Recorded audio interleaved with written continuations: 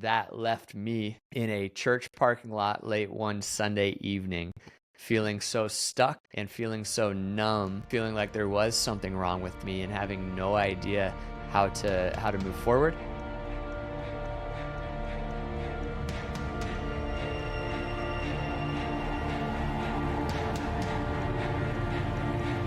I'm speaking with Ryan Wekenman, who is a pastor at Red Rocks Church in Austin, Texas. And Ryan has written a book called Single Today. And it's a very impactful book, I believe, for singles. And I'd like Ryan to start by telling us a little bit about what led up to writing this book, your own personal journey that led to the book. Yeah, well, Mark, thank you so much for having me on. It's an absolute honor. We've been good friends for a long time, but this is my first time on God Reports. And so I've been looking forward to this all week. Yeah, I have been single my entire life. So I'm 34. I'm a pastor. I've been a pastor for about a decade. And I've been single for that entire time, which is a lot longer than some, not nearly as long as others. But being a pastor always makes the singleness space a little bit more unique because it comes with a whole lot of questions along the way, especially in kind of my stream of Christianity. Most pastors get married fairly young. And so when you don't, you start getting a whole bunch of questions about why not, and is there something wrong? And that left me in a church parking lot late one Sunday evening, feeling so stuck and feeling so numb, feeling like there was something wrong with me and having no idea how to move forward and how to process all of that. And that is where this book, Single Today, began.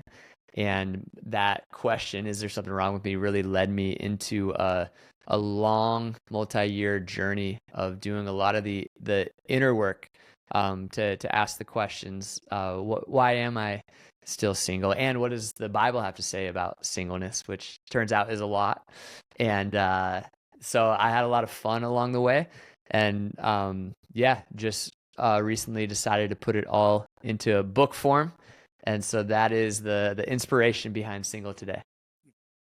What are some of the trends that are affecting singles today, especially inside the church? It's a phenomenal question. There's really a rise in singleness. People are staying single longer. Some people are opting not to get married at all.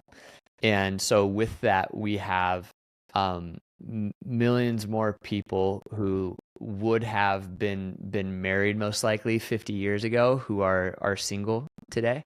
And that, for me, first off, there is a lot of good to that, and then there's a lot of bad, and there's a lot of ugly. And so a lot of my work has been let's look at all three of those categories, and let's celebrate the good and realize that there's actually a lot of advantages to being single.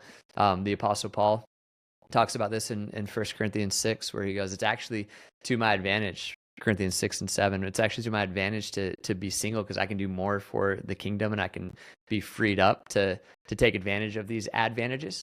And so for single people, what does it look like for us to take advantage of the advantages? And to add a caveat to that, I hear a lot of people who are single say things like, oh yeah, I'm living that Paul life. And I have to be honest with them and go, no, you're not. Like, you're using your singleness as an opportunity to be selfish and to do whatever you want to do. Like, Paul was using this time to plant more churches and help more people. So I think a lot of the good to being single, that starts with being really honest about the fact that the human heart left to its own, there's a reason God says it's not good for man to be alone. It's very easy for us to fall into selfishness. I've experienced in my own life seasons where I've fallen into that selfishness. And that takes us to the bad and the ugly sides of being single, that there are, like, isolation is a real thing. Loneliness is a real thing. As of May 2nd, 2023, the U.S. Surgeon General declared that loneliness is now an epidemic, and talks about how there are health risks to loneliness that are synonymous with like smoking a pack of cigarettes a day.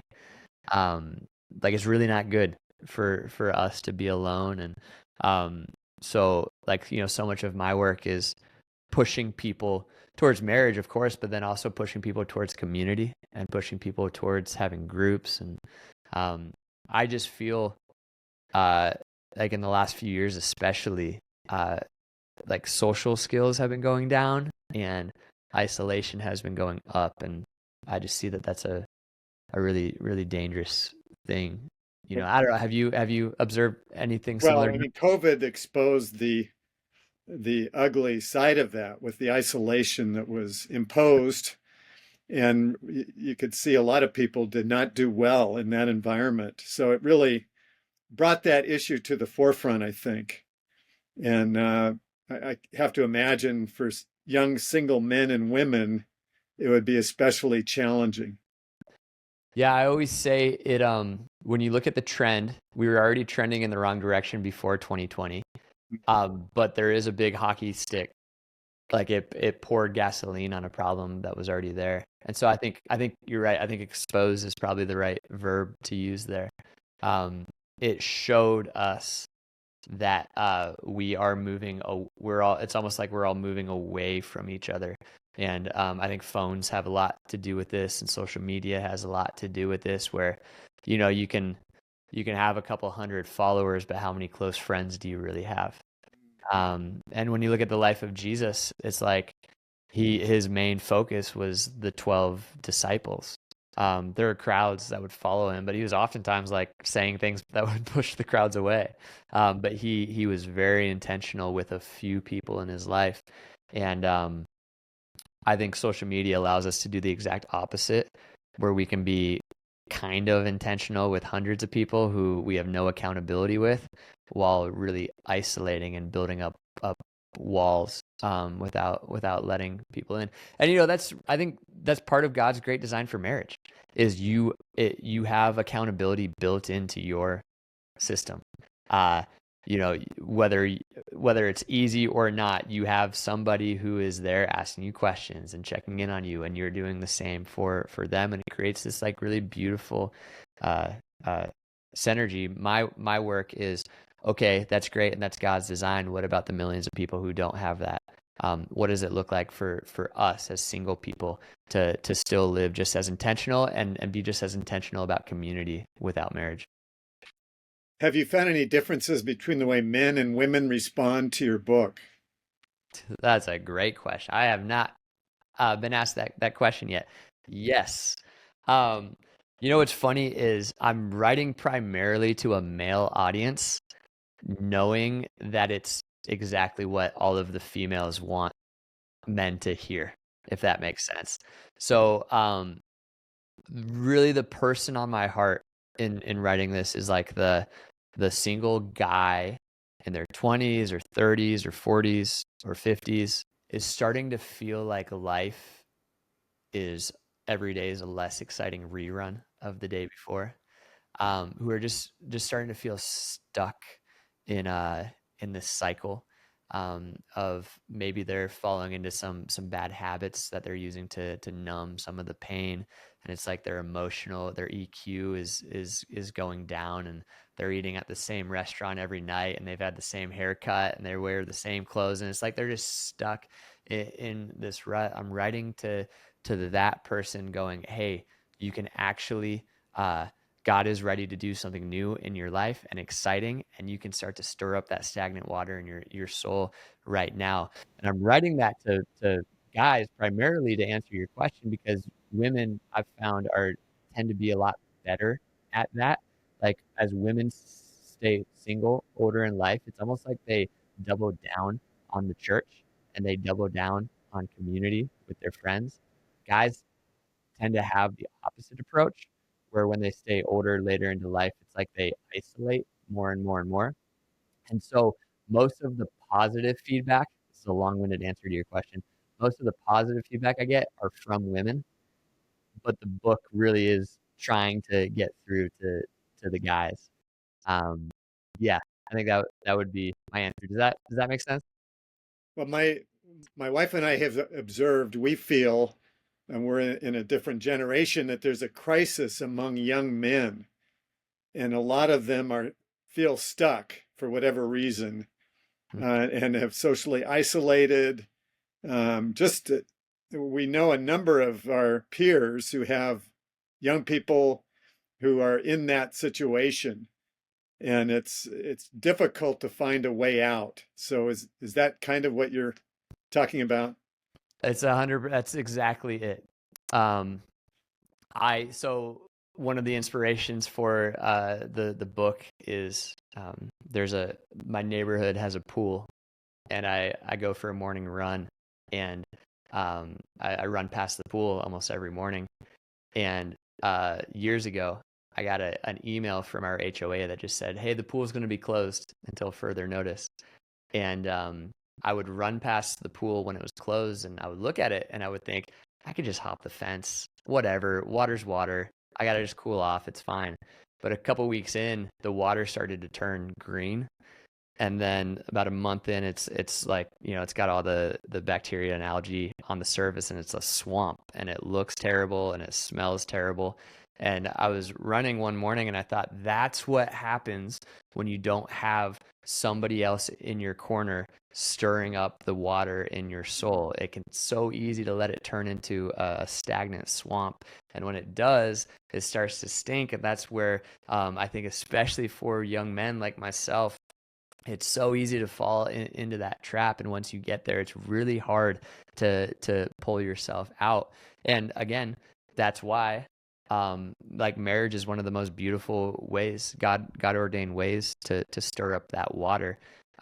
My question has been, how do you stir it up when you don't have a spouse, right? When you don't have a partner in your corner.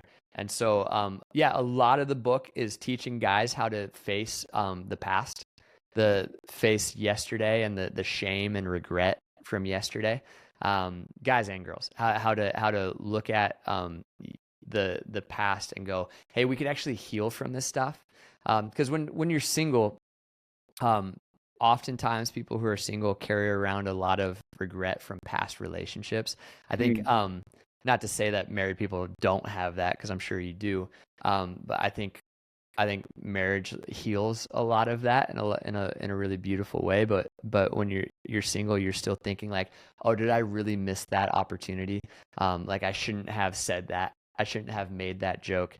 I should have called her and I didn't call her, and it's like you get on in these loops, where yesterday and the past is keeping you stuck and keeping you from being present right here today.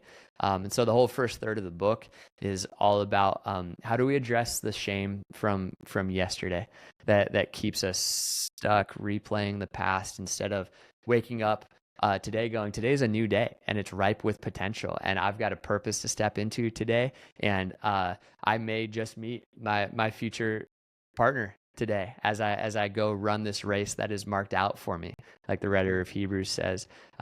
Instead, we just sort of slowly, it's a process that happens slowly and gradually, let the water in our soul turn into a swamp where it's like, I'm never going to be able to get out of this, and so I'm just going to stay stuck like this. And so, probably an oversimplified explanation, but that is really I think that swamp is a good picture of what can start to happen in my own life, and I talk about that very very openly in the book, and in a lot of the lives of the people that I've met with over the years.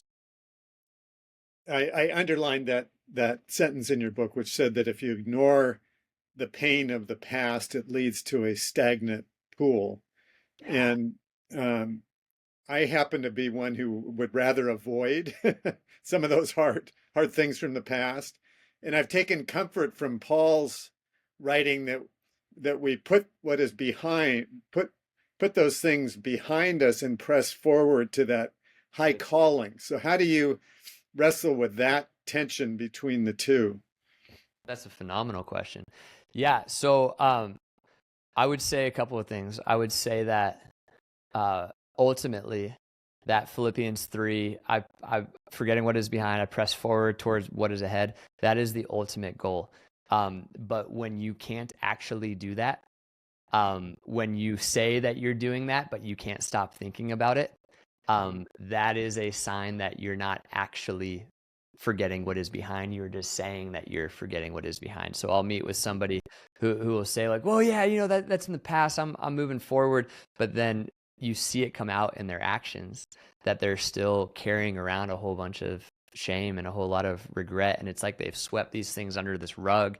And then there's this giant rug in their soul, and they're trying to move into like a new relationship or a new season of life, and that stuff keeps coming up. And so Paul had a wild past. What is it, Acts 8:3, where it talks about him, he was just persecuting the church and he's throwing them in prison. And then like think about Paul's first day on the job once he gets saved, and he shows up and he's like, hey, I'm ready to build the church now. My name's Paul. They're all looking at him like, yeah, no, we know who you are. Like, you're the reason my brother's in prison. So don't, hey, Paul, me. Like Paul must have had couple of very uncomfortable conversations from mistakes he made in the past. And God is great at forgiving us, but other people aren't so great at it. So oftentimes they hold on to resentment and they bring up the past. And so one of the things I've just loved about Paul is he just unapologetically is very open and honest about his shortcomings, like in Romans 7, where he's like, I keep doing these things I don't want to do. Why do I keep doing them? And in the very next breath, saying, there is therefore now no condemnation for those who are in Christ Jesus, and bring everything back to the gospel and everything back to the grace and the forgiveness that comes with fixing our attention on Jesus. I think that's why Paul was so good at telling people about Jesus, is he knew how much he needed that love and forgiveness and that grace in his own life. And so yeah, I would say a few things to your question. Uh, Ultimately, that's the goal, is to say, let's forget what lies behind and let's press forward to what is ahead. But sometimes that takes doing a lot of the inner work to be able to say that and actually mean it. And those words that Paul wrote were hard fought for towards the end of his life, as he's sitting in that prison going, I've gotten to a point where I've just gone, I don't have time to keep ruminating on the past. Like we've got churches to build and we've got people to love. And so let's move forward with where we are. So to the person listening who is having a hard time not replaying the past, the question I would ask is what would it look like for you to actually give that pain a name and give it some space and process it to ultimately learn to let it go. Okay. And there's another one that I underlined, your formula there, to give it a name, give it some space, let it go. Yeah. Maybe unpack that a little bit more for the listeners. So I historically have not been great at naming how I'm feeling. Mm. Um, I've always felt like the intellectual pursuit has come naturally to me, and a lot of like the spiritual pursuit has come naturally to me, but a lot of the emotions of learning to like really stop right now and go, how am I actually feeling about this? Um, that is a learned behavior for me. But I have a good friend named Keith who we were laughing at lunch one day. We're both wired very similar in that regard.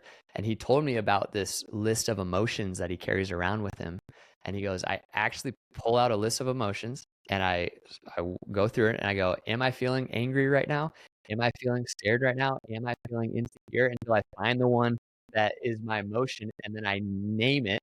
And he goes, there's so much, it's so freeing to actually go, oh, that is how I'm feeling right now. I am feeling whatever it is. And so I started doing that. And what I've noticed over the years is when you actually call something out, when you actually give something a name, it goes from being this like very ethereal thing that happened or this thing that you're feeling to like, okay, now I know what we're working with. Now I'm actually calling this thing by name. There's a reason why names are so important. Like but like when somebody has an Instagram post of their new child, that Instagram post is something that we absolutely celebrate. And part of it is because introducing so and so and so, and they give us the name, right? But if that post just said, "This is our child," you'd be like, okay, cool. We have a picture of the kid, but like, what's the kid's name, right? Because names actually matter. I think the same thing is true about stuff from our past. That just going like, well, yeah, this unspoken happened, or I'm struggling with this very vague thing. It's like, okay, but that thing is still stealing and killing and destroying life from you. And so why don't you just call it by name? Why don't you find a safe space with people you trust where you can actually explain what happened and give it a name? Because that's the only way to, in my experience, to actually allow yourself to feel your feelings. And it's really important to, if you're listening to this, feelings need to be felt. They're asking to be felt. So when you give it a name, it creates space for you to actually give it some space and feel it. And then once you do that, it becomes exponentially easier for you to go, oh, like I'm not holding on to that anymore. Like think about like bitterness. Somebody hurts you, and if you just keep that to yourself, it can be so difficult to actually heal and let that go. But when you have a trusted friend and you go, hey, can I just talk through this thing that this person said and how it made me feel? Oftentimes by the end of that, you go, okay, I can actually let this go. And so the easy formula for me is to give it a name, give it some space, let it go. I like that. I know that men are challenged in the area of naming emotions. And I think I saw a study once that said most men could only name 3 emotions total that they felt, you know. Wow. And so the kind of list that you're talking about, I've seen those lists and I've been challenged myself. I think I'm wired somewhat similar to you and having more of a rational bent and having trouble identifying those emotions and talking about them. It was definitely not a pattern in my family growing up, talking on that level. And I understand also if for people who have certain addictions in their life, they're further stunted in their emotional growth and development and maturity. So it becomes sort of a spiral in the wrong direction in being able to relate on that level. 100%. Yeah, that is most of the addictions, I think, especially in single people that come up, whether it's turning to alcohol or turning to pornography. Oftentimes, it's an attempt to numb any bit of pain that's asking for expression. And so instead of practicing, hey, I feel really sad right now, we just look for a way to numb it. And to your point, that's a vote in the wrong direction. That's a move in the wrong direction. If you play that out over a couple of years or a couple of decades, like it gets really hard, you know. And so I actually, a friend of mine took that list of emotions and turned it into a single today bookmark, because everyone needs a bookmark, and so I've been handing those out, which has been a lot of fun. I'd be happy to send you some if anybody wants one. But it really, like, it feels silly at first, but I would set 5 alarms throughout the course of the day, and anytime the alarm went off, I'd pull it out and I'd go, okay, how am I feeling right now? And like, okay, if the average man has 3 emotions to name, like imagine if you're a painter and you only have 3 colors to choose from. Uh, you can paint some very, very basic art, but to really paint masterpieces, you need more shades and you need more of a palette, right? To work with. Well, the same thing is true with naming your emotions. If you only have 3 to work with, you can describe like a very primal answer to how you're doing. But if you can start to get that number up to 5 or 6 or 7 or 8, suddenly you can start to paint a much more extravagant picture for people for how you're doing. I like to point men, especially to David, as our example of someone who was fully in touch with his emotions. And he was definitely a manly man, a warrior, And yet he had this side as a poet, a musician. But in the Psalms, you see every emotion known to man expressed Yeah, very sometimes in the same honestly, psalm. right? Very honestly and very openly. And so I like to tell men that's an example, even though sometimes my tendency is to want to isolate from those feelings or Mhm. ignore them or uh, just because it's not a comfortable area. Yeah, and if he's a man after God's own heart, then Mhm. maybe we should be more open to being more like that, to being more in tune with the ways that we're feeling. Um, I think that's a narrative that's not taught very often. But I don't know. I cry, Mark. I cry way more now than I did a couple years ago, and I actually think that's a really beautiful thing, because it's almost like if you were to graph my emotions historically, I would be like very small waves. If you're just listening to this, I'm using my hands like very, very small waves. Very, very like not too low lows, but also not too high highs.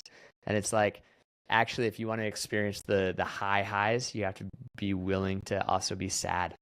And if you want to be excited, you have to learn how to actually grieve and let these emotions that you've been carrying out.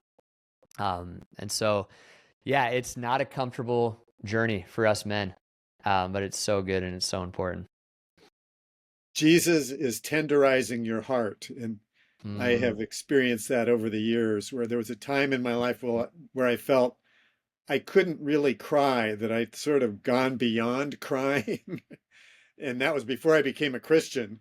yeah. And I guess my heart had become so hardened.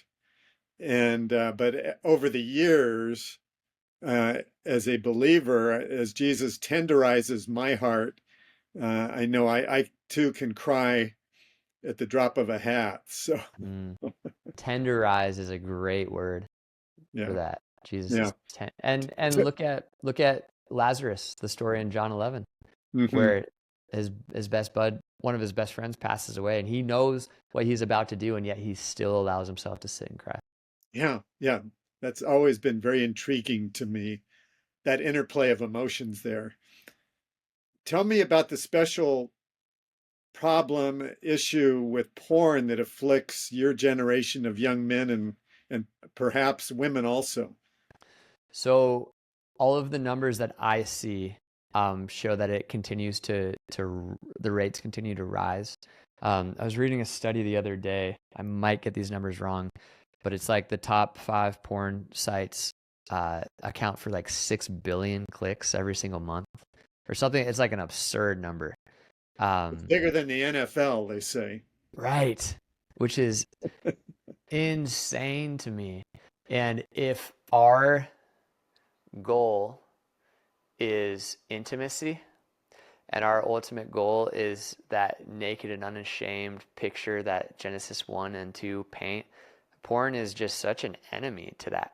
It's teaching us how to move in the opposite direction, where you actually objectify somebody and see them just for a visual picture or image or video or whatever it is, as opposed to a human being who needs and deserves your love and respect, who has their own set of insecurities and questions and favorite food and like all like the beautiful elements to falling in love with somebody.